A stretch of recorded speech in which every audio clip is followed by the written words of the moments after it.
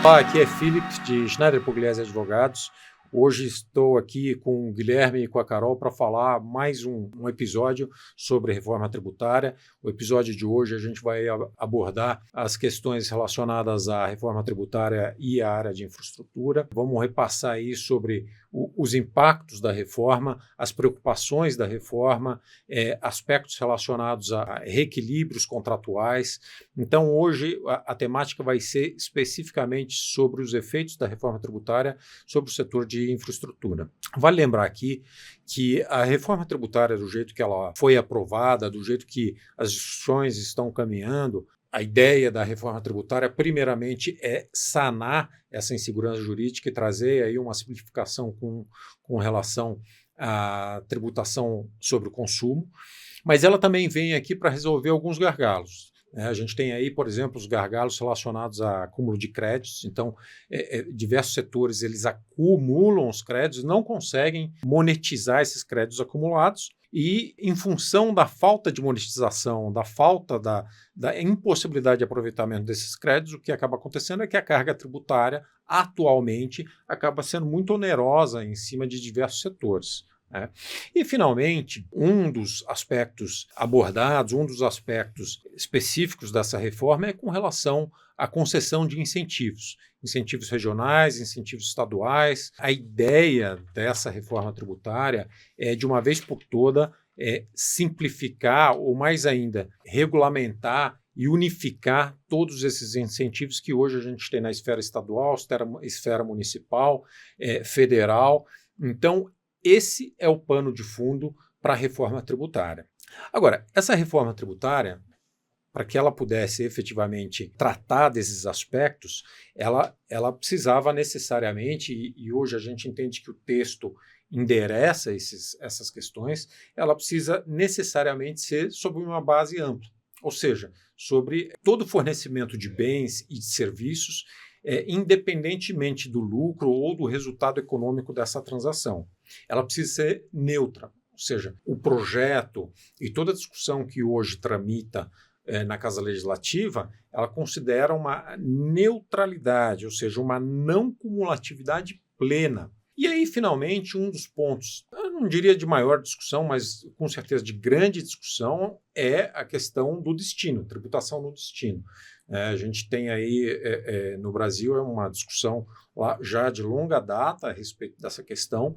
Então, esses três pontos, eles foram considerados no projeto, estão sendo considerados agora nos projetos de lei complementar que tramitam aí para a regulamentação da emenda à Constituição, para exatamente sanar as questões relacionadas à insegurança jurídica, à alta carga tributária, os incentivos e a questão dos acúmulos de crédito.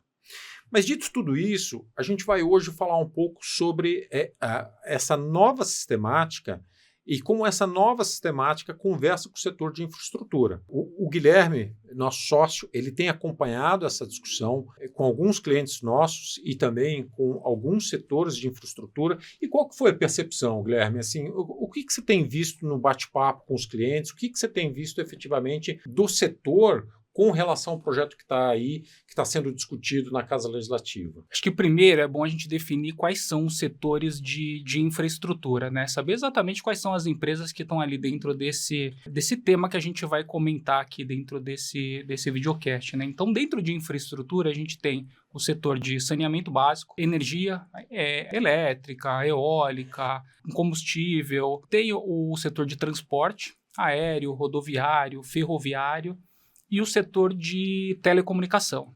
Assim, os setores, as empresas dentro desse grande setor de infraestrutura, eles são bem diferentes, né? São bem heterogêneos ali, cada um dentro desses setores, mas eles têm uma espinha dorsal comum. E qual que é essa espinha dorsal comum? Todos eles precisam de muito investimento, né? E aí, assim, o Brasil ele já está aqui bem atrasado em relação a investimento, né? A gente está bem além do que é recomendado pelo Banco Mundial para ter em relação a percentual de investimento em infraestrutura versus o PIB. E o Brasil tem uma incapacidade de, por si só, com dinheiro público, fazer esse investimento em infraestrutura. Então, necessariamente, é preciso do capital privado para investir em infraestrutura, e principalmente o capital privado estrangeiro. E para que a gente tenha esse investimento de capital, o essencial aqui é segurança jurídica, é o que você comentou. E isso acho que é o que se pretende aqui, um dos objetivos dessa reforma tributária, como você comentou, e é isso que a gente tem recebido de feedback dos nossos clientes do setor de infraestrutura, né? Todos eles, em senso comum, apoiam a reforma tributária, justamente porque eles acreditam que a reforma tributária ela vai sanar esse problema que a gente tem um pouco disfuncional na questão de tributação, né? Muitos tributos, muita legislação, então ter uma simplificação. O princípio da simplicidade é outro princípio que foi instituído aqui na reforma tributária, e isso tende a dar uma maior segurança jurídica, e é isso que o setor de infraestrutura precisa para ter mais investimentos, né? Um outro ponto que a gente recebeu muito conversando aqui com os nossos clientes de infraestrutura, principalmente o setor de energia elétrica, né? Foi logo quando surgiu a reforma tributária, como ia ser a questão da tributação da energia elétrica, né? Como é sabido, a energia elétrica, assim como telecomunicação, sempre teve uma tributação muito alta do ICMS, né? Então, a alíquota padrão normalmente ali do ICMS 17%, 18%. As alíquotas para telecomunicação e energia elétrica sempre passavam de 25%, né? Então, tinha uma tributação muito acima, considerando que esses são bens essenciais, né? E foi essa a razão que o Supremo entendeu que essa alíquota majorada ela seria inconstitucional. Quando a gente teve a reforma tributária e se instituiu ali o imposto seletivo, que é um imposto que incide sobre bens e serviços prejudiciais à saúde. O imposto do pecado, né? O imposto do pecado.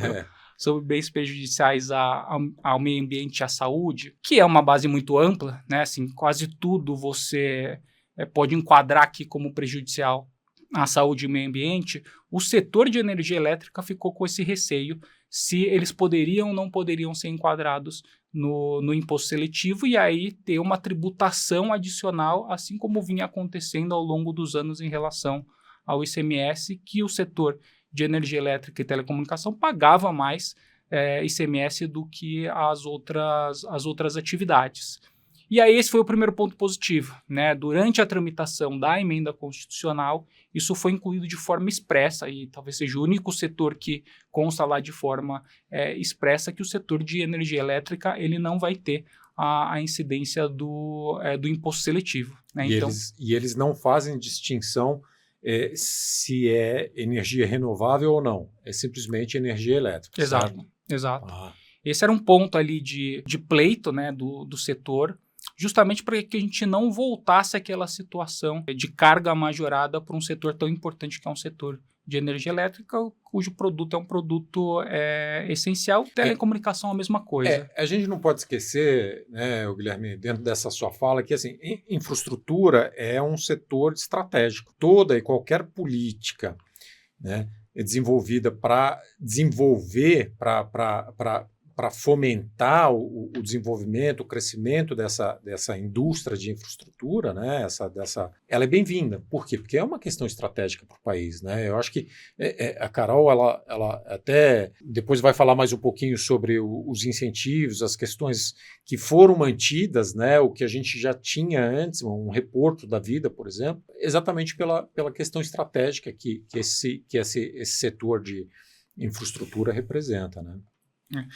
Mas aqui só complementando, então assim, a gente está falando de tributação, carga mais alta para alguns setores de infraestrutura. A ideia da reforma tributária é que a gente não tenha nacionalmente um aumento de carga tributária, ou seja, o que os fiscos federal, estadual, municipal e distrital arrecadam hoje, a gente não teria um acréscimo dessa tributação. Mas é óbvio que os setores vão sentir de forma distinta, né? Então, por exemplo, o setor de saneamento básico, por exemplo, era um setor que não era nem contribuinte do ISS nem do ICMS. Agora ele vai ter que pagar o IVA numa alíquota, a gente está vendo talvez chegando a 29%, né? Ou seja, vai ter um aumento aqui de carga tributária alto para esse setor, né? Tem só, te interrompendo rapidinho, Gui, tem agora o projeto está no Senado e tem vários pedidos de alteração, várias emendas, né? E uma delas é exatamente isso que você falou, do saneamento básico, porque saúde está naqueles regimes favorecidos, então tem uma alíquota menor. E uma demanda desse setor de saneamento básico é essa, olha, é saúde, então Saúde eu acho pública, que né? eu preciso ter uma redução aqui de carga, eu não posso pagar a mesma coisa, né? Porque inclusive, na Lei Complementar 116, tinha lá essa questão de saneamento básico como prestação de serviço sujeita ao imposto, mas foi vetado esse item da lista, porque você vai onerar, Sim. né? Então, você vai onerar e aí você não está onerando a empresa que está prestando o serviço como concessionária ou uma parceria público-privada, você está onerando o cidadão, porque essa empresa vai repassar no preço, na tarifa, né? Então, de alguma forma, somos nós que vamos pagar a conta, né? Aliás, Carol, eu acho que a gente está até fugindo um pouco aqui do roteiro, mas já aproveitando aqui essa tua fala, é que quando a gente conversa com as empresas de infraestrutura, com o setor, é interessante porque, por um lado, você tem a preocupação do aumento de carga tributária, ou seja, cadeia, e por outro lado, você tem algumas pessoas que têm a percepção de que não, na verdade o setor ele não vai sofrer muito porque no fim do dia ele vai repassar, né? Que é uma verdade não absoluta, né? Porque no fim do dia a empresa ela tem insumos, né, que ela tem que adquirir, que vão ficar mais caros, ela tem uma série de custos e despesas que vão aumentar. E você não consegue repassar tudo, porque o consumidor, a gente está falando do consumidor de todas as classes. Não, e essas tarifas, elas são reguladas, né? Sim. Geralmente, todos esses setores estratégicos de infraestrutura, eles são regulados, né? É a Anatel, é a ANEEL, ANA, então todos estão, de alguma forma, você não vai cobrar o que você quiser para repassar toda essa carga, né? Então, talvez o Gui falou um pouquinho da desoneração pelo imposto seletivo, e aí tem mais outras preocupações que foram levadas ao Congresso, que era a manutenção de alguns regimes especiais de tratamentos favorecidos para esse setor, e aí dois deles foram mantidos, que foi o reporto e o REID. O REID é especificamente para desenvolvimento de infraestrutura, e ele foi mantido aqui no artigo 104 atualmente do projeto, que a gente acha que vai mudar, né? Mas aí é uma ampliação de PIS e COFINS para todos os tributos indiretos, porque hoje o reporto e o REID, eles se aplicam só para o PIS e COFINS. É isso que eu ia perguntar, na verdade ele é mais amplo, né? E agora, quando esses dois regimes eles são introduzidos no PLP 68, ele vai se aplicar não só para a CBS, que está seguindo o PIS e COFINS, mas também para o ICMS e ISS. E aí também, só lembrando um pouco do que o Gui falou da energia, a energia tem dos princípios básicos que foram introduzidos agora nessa emenda 132, tem a não cumulatividade plena. E o ISS, que é um imposto que onerava muito esse setor de infraestrutura de construção civil pesada, agora ele vai ser não cumulativo, e ele era cumulativo. E aí, assim, com relação à energia elétrica, a energia elétrica já era tributada no destino.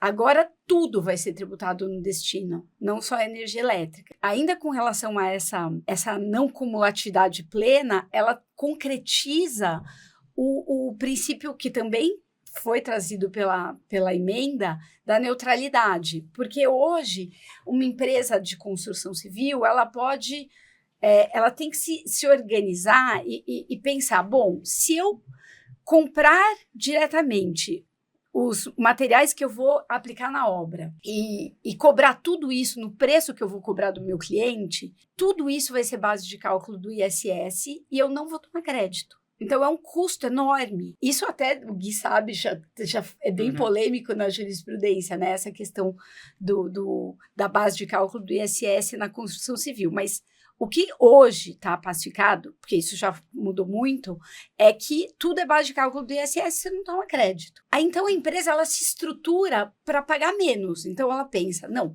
então vamos fazer assim, o fornecedor vai vender o material diretamente para o contratante.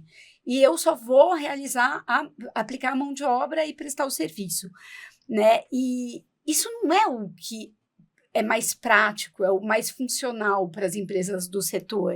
Elas querem já fazer tudo, né? E a pessoa que contrata, ela não quer ficar recebendo um monte de nota fiscal de fornecedor. Mas é que se a gente não fizer assim hoje, fica mais caro. Quando a gente tem essa não cumulatividade plena, se a empresa contratar diretamente ou não contratar diretamente os materiais, vai ter o mesmo efeito, porque o que ela comprar, ela vai tomar crédito. Então, isso é para que as empresas não tenham tratamentos diferenciados, elas não tenham esses planejamentos tributários, essas formas de elisão fiscal. A forma que você operar, você vai ter necessariamente, né? Assim, esse é o propósito, a mesma carga tributária de uma outra que está fazendo a mesma coisa, mas de uma outra forma, né? Então, eu acho que essa é uma questão importante, neutralidade, não cumulatividade, e esses benefícios que hoje Reporto e Rede, que tem uma suspensão do PIS e COFINS na aquisição desses materiais e serviços, ela vai se aplicar também para os impostos, que hoje é o ICMS e o ISS, agora ela vai se aplicar para o IBS também. Então, vai ficar um pouco menos oneroso o serviço aqui nesse setor. E, Carol, deixa eu perguntar, com relação ao rate, por exemplo, ele acaba sendo mais abrangente porque ele pega o IBS e CBS, certo? Mas a sistemática dele é exatamente a mesma, ou seja, toda a cadeia fornecedora ela vai ter o benefício aí de não incidência do IBS e CBS. Mais ou menos como é hoje, só que com mais tributos, vamos dizer, né? Por que acontece isso? Para não acumular crédito, Sim. que é uma preocupação que vocês dois comentaram no começo. Esse é um problema muito significativo para o setor, esse acúmulo de crédito. A gente está falando aqui de reforma tributária basicamente relacionada ao consumo. Aí a gente pensa, bom, mas infraestrutura não é consumo, né? Infraestrutura é uma coisa maior, de prestação de serviço para todo um país e tudo mais. Mas, no final, quem vai consumir qualquer cidadão, são todos os cidadãos que vão consumir e isso vai chegar na conta, Sim, que é um pouco o que a gente falou antes. Então, precisa desonerar desde o começo para não acumular esse crédito e ficar menos custoso o investimento, que até o Gui falou, né, que precisa do investimento privado, e se ficar muito custoso, o setor privado não vai investir. Então, uma preocupação que veio na própria emenda constitucional foi a desoneração da aquisição de bens de capital, que são extremamente necessários para esse setor. É muito oneroso o investimento, como o Guilherme falou. Então, na emenda, o texto constitucional ele não especifica qual vai ser a forma de desoneração, mas ele traz três possibilidades, que é crédito integral, diferimento, que é um pouco o que a gente tem no REID e no Reporto, ou redução de 100% da alíquota. Uma dessas três. Só que o que foi... A opção foi desonerar a lei complementar, o projeto de lei 68, ele traz desoneração da aquisição de bens de capital e ele Só que ele não já traz a desoneração. Porque o texto constitucional fala, cabe à lei complementar desonerar. Tá bom. Aí vem o PLP 68. Ele tinha que desonerar já. Mas ele não desonera. Né? Isso a gente viu muito com relação à lei complementar 87 de 96 do ICMS. Não, vai dar crédito de ICMS a partir de do ano 2000, depois 2003, 2007, agora já não vai nunca ter. Né? Então, isso já tinha que estar no texto do projeto, mas ele não está. Ele fala assim, que a União e o Comitê Gestor do IBS poderão definir hipóteses em que importações e aquisições no mercado interno de bens de capital serão realizadas com suspensão do pagamento do IBS e da CBS. Quer dizer, a emenda constitucional não traz suspensão, ela traz crédito, diferimento e redução de alíquota. O PLP traz suspensão, mas poderá ser estabelecida essa suspensão, ela não está por enquanto, nesse projeto, né? Então, não tem uma aplicação imediata, vamos dizer, desse benefício, que é uma preocupação super relevante do setor, que é desonerar a aquisição de bens de capital para poder investir, né?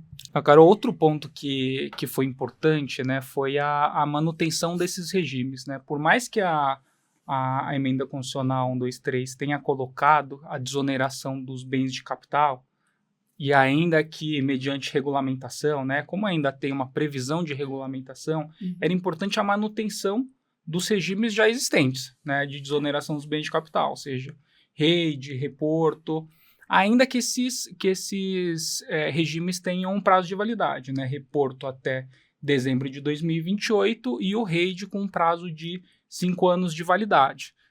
Mas, quando a gente tiver extinção desses regimes, que a gente já imagina que já tenha tido a regulamentação em relação aos bens de capital, União... Essa desoneração geral, assim, né? Exato. O problema é que, ainda assim, essa previsão de desoneração dos bens de capital, ela não envolve os serviços relacionados aos bens de capital, que tinha essa previsão expressa no REIT, o que tem ainda, né? Então, eles não incluíram, e esse é talvez um outro pleito aqui do setor de infraestrutura, é que não só os bens de capital, mas todas as despesas relacionadas à aquisição desses bens, inclusive os serviços, né? Montagem. Aí eu tenho até uma pergunta para vocês. A Carol, ela estava falando da limitação e em algum momento ela soltou, puxa, mas... Na verdade, é a validade de 5 anos, mas a gente está falando de concessões de 30. E essa é a minha pergunta. Quer dizer, é claro que é uma pergunta muito pessoal, mas vocês acham que faz sentido eu ter esse tipo de limitação? Né? Lembrando aqui, Guilherme, que você falou, não, a infraestrutura, ela a área de infraestrutura, ela requer muito investimento. A gente está falando um investimento que o poder público muitas vezes sozinho não consegue. E a gente está falando de contratos de 30 anos, ou seja, o investidor, ele investe porque ele tem aí uma perspectiva de poder operar aquela base de infraestrutura, aquele serviço, durante um bom período. Né? Todo o cálculo dele foi baseado nisso. Vocês acham que faz sentido, dentro de um contexto desse, ter uma limitação, por exemplo, do rate? Porque no fim do dia não é só aquele que contratou. A gente está falando da criação de um incentivo para que a gente tenha nos próximos 10, 15, 20 anos investimentos maciços em infraestrutura. É que talvez o legislador tenha pensado só no CAPEX. Então. Né? Não, então, uns 5 anos eu acho que você constrói. E a gente vê metrô, quanto tempo demora para construir uma linha de metrô? Né? Muito mais que 5 anos. Não vou nem entrar no mérito daquelas obras da Copa do Mundo que no final, depois de muitos anos, nunca saíram do papel. Essa limitação de prazo para esse tipo de obra, né, de setor... Não parece ser adequado. Né? Pois é, mas mesmo porque você vai ter a manutenção de toda essa infraestrutura.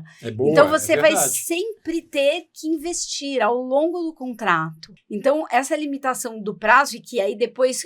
que o Gui bem chamou a atenção. A hora que acabar esses 2 benefícios aqui, esses 2 regimes especiais, a gente vai cair na regra geral.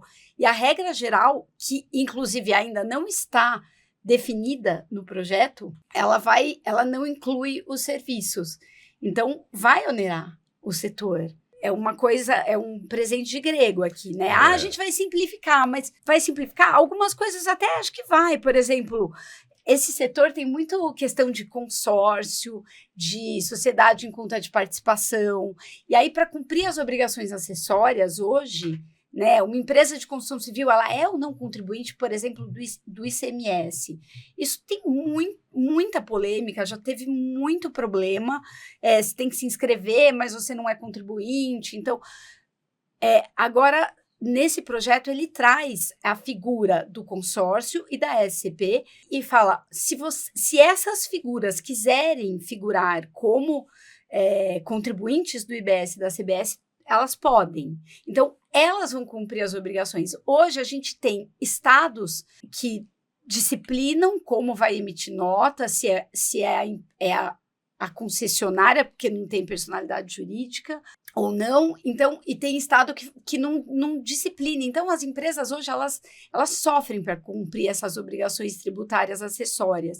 Talvez, nesse ponto, tenha alguma simplificação, mas a gente tem que estudar detalhes, porque tem essas pegadinhas, como o Gui chamou a atenção aqui, mas não está incluído o serviço, só está incluído o bem, né? Eu acho que a ideia do formulador aí da reforma, quando colocou esse limite nesses regimes, eu acho que o primeiro era realmente a gente não ter mais esses incentivos fiscais, né? Então, acho que é uma tendência aqui da reforma limitar e a gente ficar ali com Zona Franca de Manaus, com os regimes diferenciados, mas não ter mais essa gama de benefícios fiscais que existem hoje.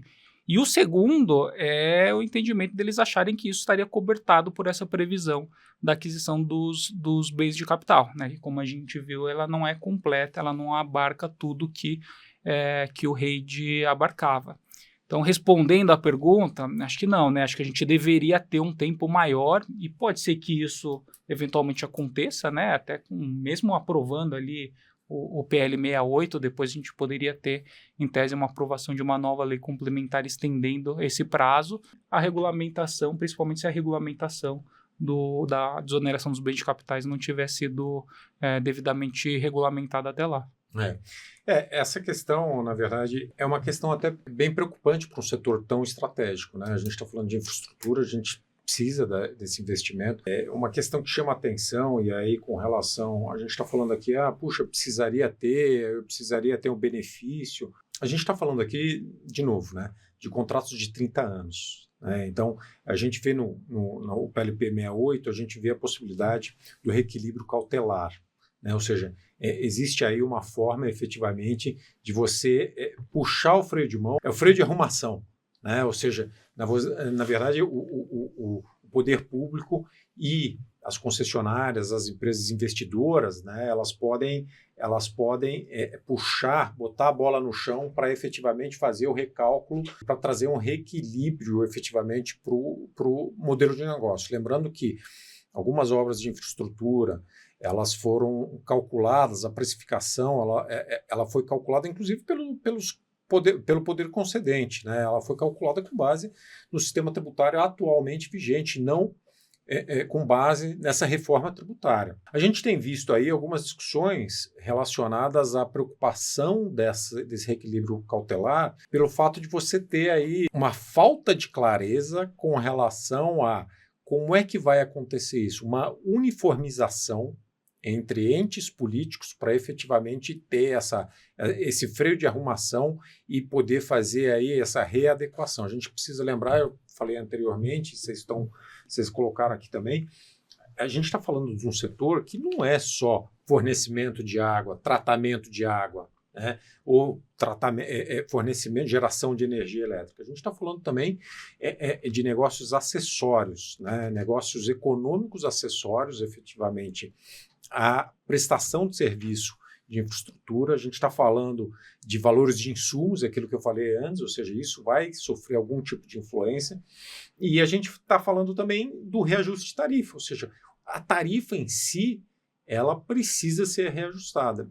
E a gente vê uma certa preocupação com relação à questão do reequilíbrio contratual. O reequilíbrio cautelar. Por quê? Porque ele hoje ainda ele não está satisfatoriamente regulado no PLP 68. Né? Então, eu tenho a questão do reequilíbrio, eu tenho a questão dos incentivos, né, que a gente está falando aqui, dos incentivos que eles são limitados no tempo, né, e a gente sabe que infraestrutura é permanente. Essas são algumas preocupações que precisam ser discutidas agora no Senado, né, porque agora é o momento de ter esse tipo de discussão. Felipe, o que a gente tem recebido aí de feedback dos nossos clientes, principalmente esses que têm contratos longos com o governo, é que o PLP 68 ele foi feliz ao tratar do reequilíbrio dos contratos. Ou seja... Tem a previsão. Ou seja, tem a previsão expressa, então já é um passo importante. Né? Então tem ali a previsão de reequilíbrio desses contratos em razão do aumento ou da diminuição também de carga tributária, né? Porque pode ter algum setor que eventualmente tenha, não deve ser, no caso a gente falou alguns exemplos aqui, né? Setores de infraestrutura, provavelmente eles vão ter um aumento dessa carga tributária, né? Então vai ser necessário fazer um reequilíbrio dos contratos, porque não tinha a mesma situação de quando o contrato ele foi originado, né? Ali a gente tinha uma outra tributação, agora a gente outro tem custo, né?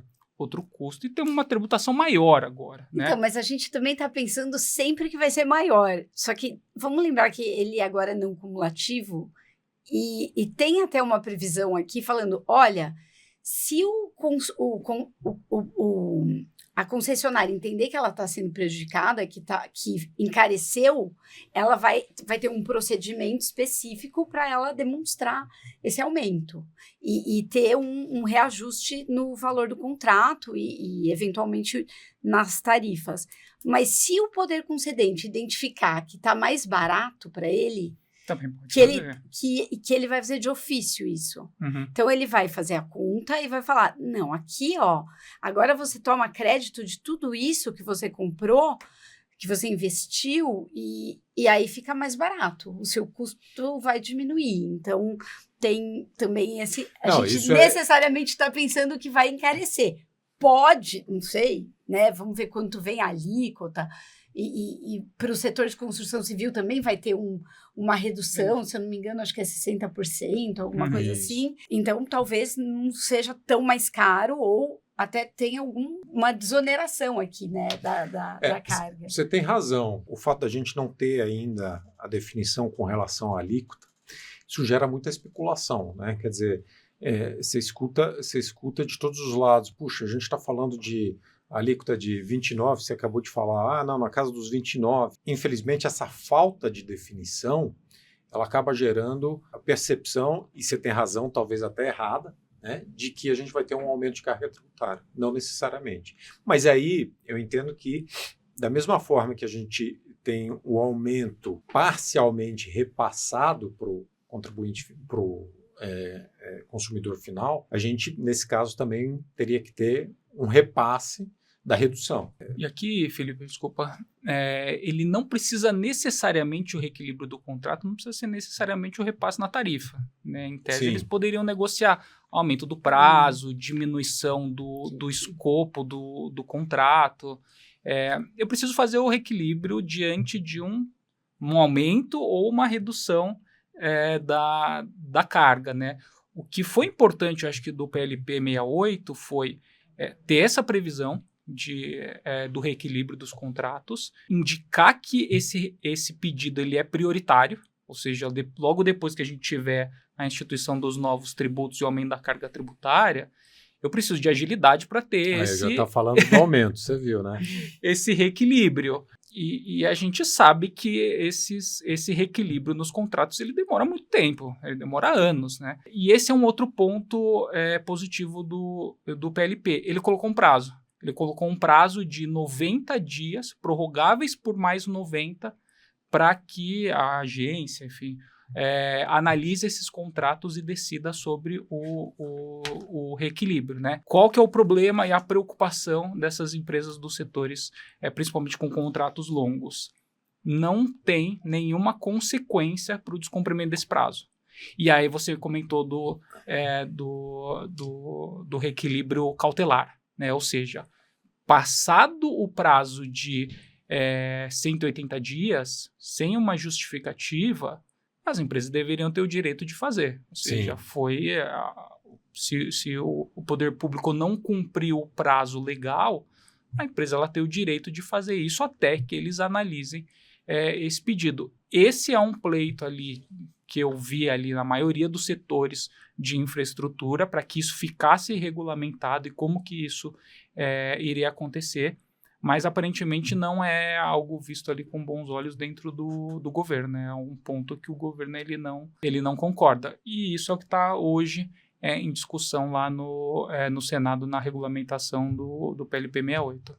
É que o poder público ele costuma descumprir, né, prazo. Inclusive aqui, porque a gente também sabe que ele descumpre prazo e é mal pagador.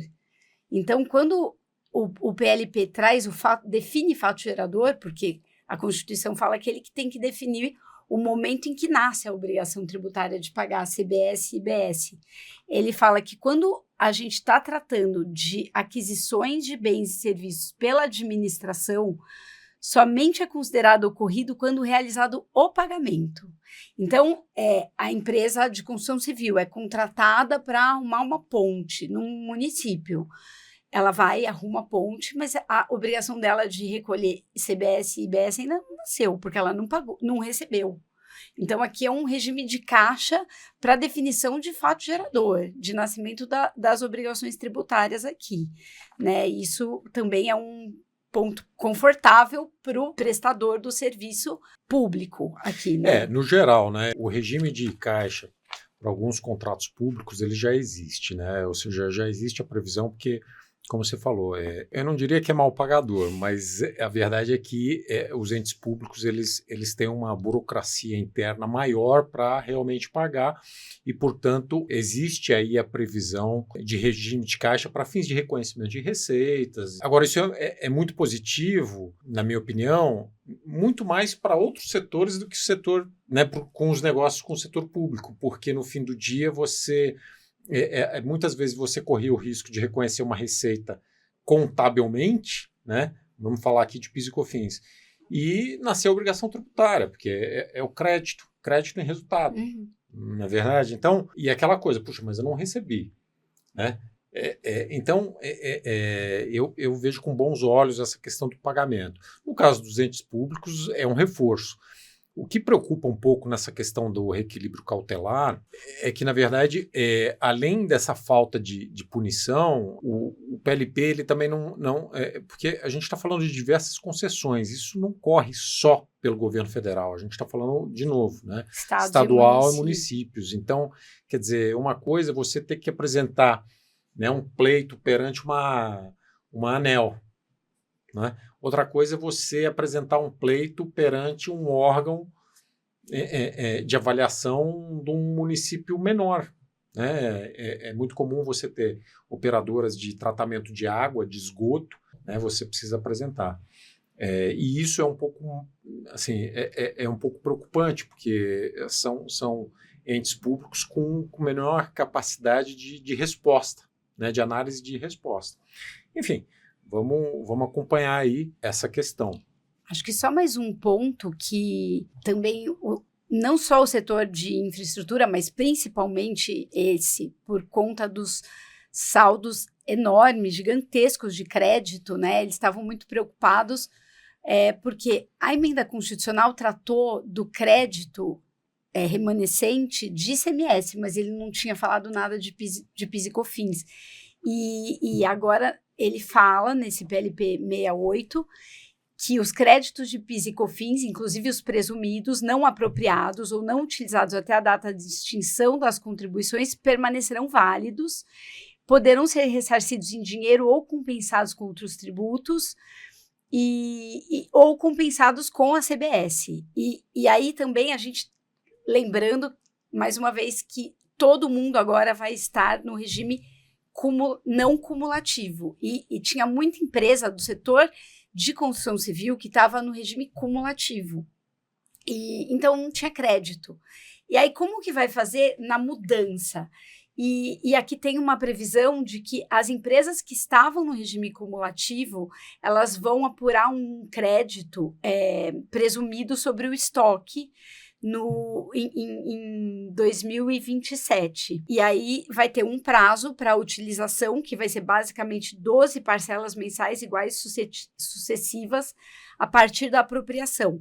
Só que, mais uma vez, quando a empresa de infraestrutura ela começa a construir um projeto, né, uma linha de metrô, de transporte marítimo, uma rodovia, alguma linha de transmissão, de telefonia, ela vai demorar para ela começar a gerar débitos daqueles tributos. Então, ela vai ter que correr para usar esses créditos, porque tem um prazo aqui, né, para a utilização desses créditos. Eles foram garantidos, mas por um espaço curto de tempo. Então, talvez... No fim não resolve, né? Porque essas empresas elas não geram resultado tributável rapidamente. Ou seja, a gente está falando aí de infraestrutura, ou seja, eu tenho aí geralmente são obras pesadas, né, que a taxa de retorno ela é calculada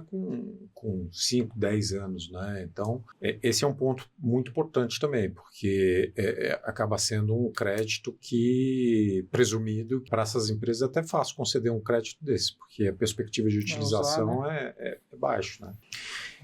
Carol, Guilherme, vocês têm mais algum comentário? A gente tem só um pouco do que a gente ouviu dos clientes do setor de infraestrutura que eles ainda estão tentando modificar dentro do PLP, agora na regulamentação dentro do Senado. O primeiro é um ponto que a gente abordou, né? É o reequilíbrio dos contratos, esse reequilíbrio cautelar quando descumprido. Todos os setores são unânimes em entender que esse é o pedido prioritário aqui do setor de infraestrutura. Tem um outro ponto também, que para fazer esse equilíbrio, eles colocaram ali no PLP uma exigência de regularidade fiscal e trabalhista.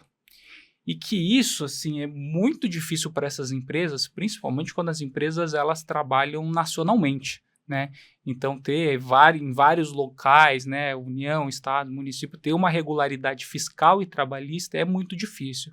Parece que esse pleito, a própria União, ela concorda. Ali, o pessoal da Fazenda, eles concordam com essa extinção, né? Um outro pleito, a Carol já comentou, é o de saneamento, né, a questão de fazer uma equiparação do serviço de saneamento com o serviço de saúde, ter uma redução do IVA. O setor de transporte aéreo internacional, eles também fazem um pleito que antes da reforma, você tinha uma isenção de PIS, COFINS e ICMS. Agora, com a reforma, você continua tendo uma desoneração em relação a IBS e CBS, mas apenas para as empresas estrangeiras. Se for uma empresa de aviação que faça transporte internacional brasileiro, ela vai estar sujeita a essa tributação. Que tem a questão, né? Acompanhei um pouco essa discussão, porque tem a questão na exportação e importação, né? Então, no fim do dia, se você contrata uma empresa nacional na sua operação, essa empresa nacional ela não tem um benefício. Então você acaba tendo um ônus que antes você não tinha. Não tem divisa, né? Não tem divisa, exatamente. Porque antes essa condição era só para PIS e COFINS e não tinha para ISS. Para o ISS era o resultado, para o PIS e COFINS era o ingresso de divisa. Isso. Agora, o PLP somou as duas condições para ficar caracterizada uma exportação. Mas no fim isso é prejudicial para a economia nacional, né? Porque eu vou contratar aqui, eu prefiro contratar uma empresa estrangeira, então que eu não vou ter esse custo aqui de aquela discussão, aquela discussão da concorrência, né? Então, na verdade, na concorrência você acaba prejudicando a empresa nacional, né? Quer dizer, E o argumento, eu me lembro de ter visto também o argumento de exportação de tributos, ou seja, no fim do dia, se eu insisto com a empresa brasileira, eu acabo tendo uma exportação de tributos, né? Por quê? Porque eu estou repassando, né? Eu estou repassando esse custo. Sim, sim. Mas é isso, assim, a gente tem vários pleitos, né? A gente poderia ficar aqui 5 horas falando dos pleitos que ainda estão pendentes lá, mas... Não tem problema, a gente pode ficar. Mas eu acho que a gente trouxe os principais pontos aqui de impacto da reforma tributária no setor de infraestrutura. Enfim, já entrando aqui para o encerramento, o que a gente vê é que muita coisa ainda precisa passar pela discussão nesse setor específico, né? A gente vê aí ele é um setor que sai fora da caixinha comum, então tem uma caixinha própria para esse setor. É um setor estratégico, né? Então a discussão ela é importante e ela merece ser travada pelo cunho estratégico desse setor. E a gente vai acompanhar aí os próximos passos. Vamos informar, o escritório Schneider Pugliese vai informar sobre os novos passos, sobre todos os desenvolvimentos, todas as discussões. E a gente agradece aqui a presença de vocês e a gente espera que vocês tenham gostado aqui desse bate-papo bacana. Obrigado, Guilherme. Obrigado, Carol. Foi muito bom. Obrigada a você. Grande abraço. Tchau. Vem comigo.